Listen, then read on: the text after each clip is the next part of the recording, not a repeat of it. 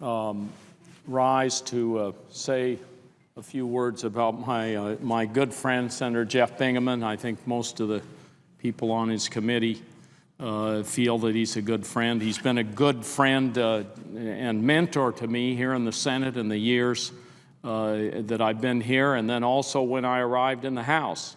We worked with each other, and he's been a very good public servant for New Mexico and for the United States. And he truly can wear that United States Senator proudly. My dad always used to remind me, he used to say, he said, don't forget, you go to represent New Mexico, but he says, you're a United States Senator, and Jeff Bingaman has worn that title, I think, very, very proudly. Jeff is a rare combination of character, brilliant and humble. For Jeff, it's about the work, not about his own ego, not about a monument to himself. For 3 decades in the U.S. Senate, he has been making a difference for the American people and for our home state of New Mexico.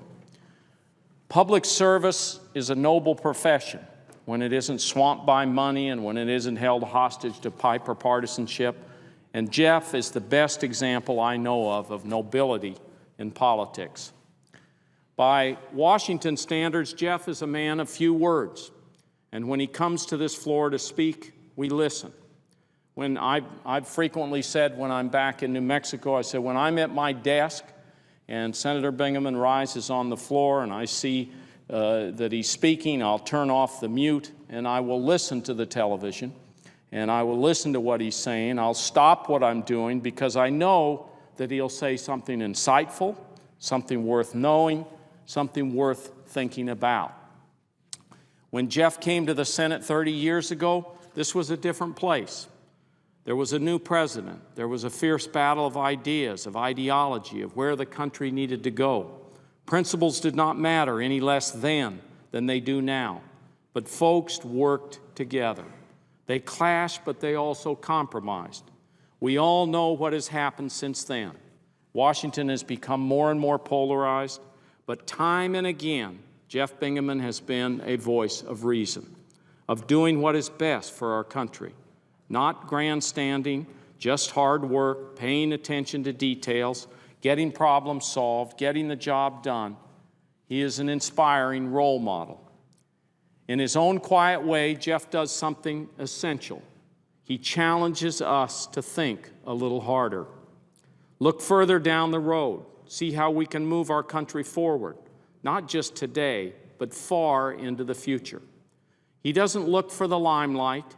He looks for solutions, and his accomplishments make for a very long list. He has been a truly great chairman of the Energy and Natural Resources Committee. He has done so much work there to protect our natural resources, to build a clean energy economy for jobs and for the environment. I was proud to work with Jeff on the first renewable electricity standard in Congress.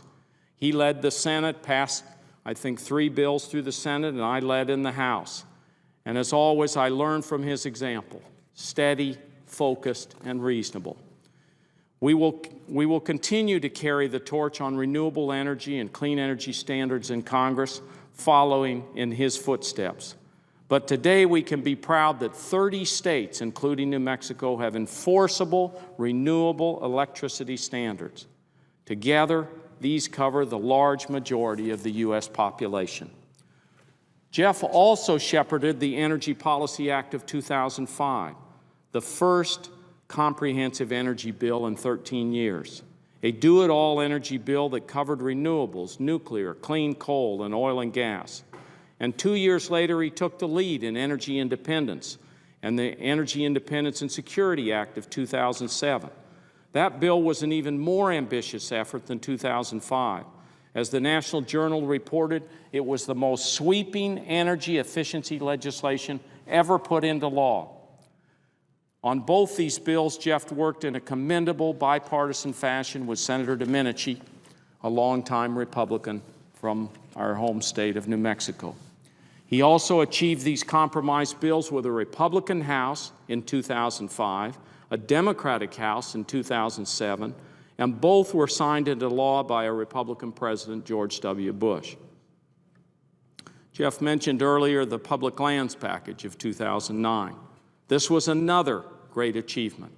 Jeff reached across the aisle for compromise and protected 2 million acres in 9 states as new wilderness areas, and more than 1,000 miles of rivers and streams, one of the greatest land protection laws ever.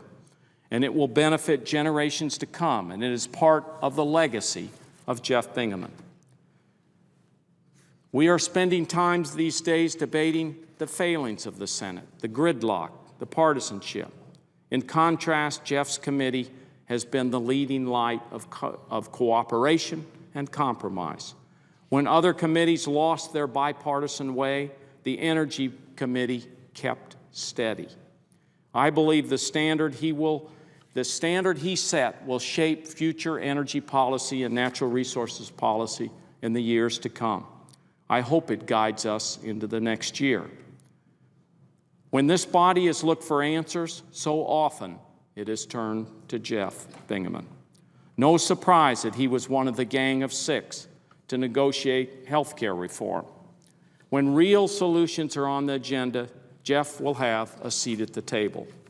Jeff was also one of the key negotiators in the No Child Left Behind Act, and he pushed for the Technology for Education Act and the America Competes Act, raising standards for all students, increasing opportunity for all Americans, because he knows that investments in education and technology and training are crucial for the jobs of the future and crucial for our country. Education, healthcare, jobs, energy, and the environment. Jeff has been a leader in all of these areas. And what comes through over and over, he never forgets the people who brought him here. He never forgets that what we do here is about families, it's about communities, it's about making a better future for our children and grandchildren. That is what drives him, and that is what has made him such a great U.S. Senator. One of the things I admire most about Jeff Bingaman is his courage. You know where he stands, and he's not afraid to go against the current. He was one of 23 senators who voted against the war with Iraq. And he said later, I think that was the right vote, but it was not a popular vote. I have valued his counsel on many occasions, and it has been an honor to serve with him. He's going to be missed, not just for his good humor, not just for his friendship, but more importantly for his character and his wisdom. On both sides of the aisle, his absence will be felt. With typical humility, Jeff would be the first to say he has a great staff, and he does. When I first came to Congress on the House side, Jeff and his staff reached out to me and to my staff and was always available to help, always ready to work together to try and do what is best for our state and the nation.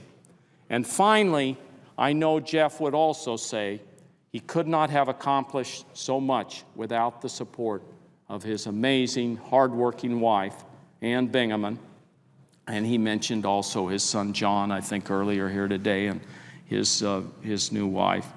They met at Stanford Law School, Jeff and Ann, and have walked side by side, equal partners ever since. Ann Bingaman is as remarkable as her husband, and he would very likely insist more so. My dad once said that the measure of someone isn't about winning elections or awards or honors. It's about what people who know you best, the people that know you best, what they think about you. For those of us who know Jeff Bingaman, he is the real deal. Jeff Bingaman has lived a life of service, substantial, enduring, noble service. I have no doubt that though he is leaving the Senate, he will find other ways to serve. And New Mexico and our nation will be better for it. Jeff, thank you. Thank you for your leadership. Thank you for your friendship, and always for your wise counsel. As you and Ann begin a new chapter in your lives, Jill and I wish you the very best, and I yield the floor.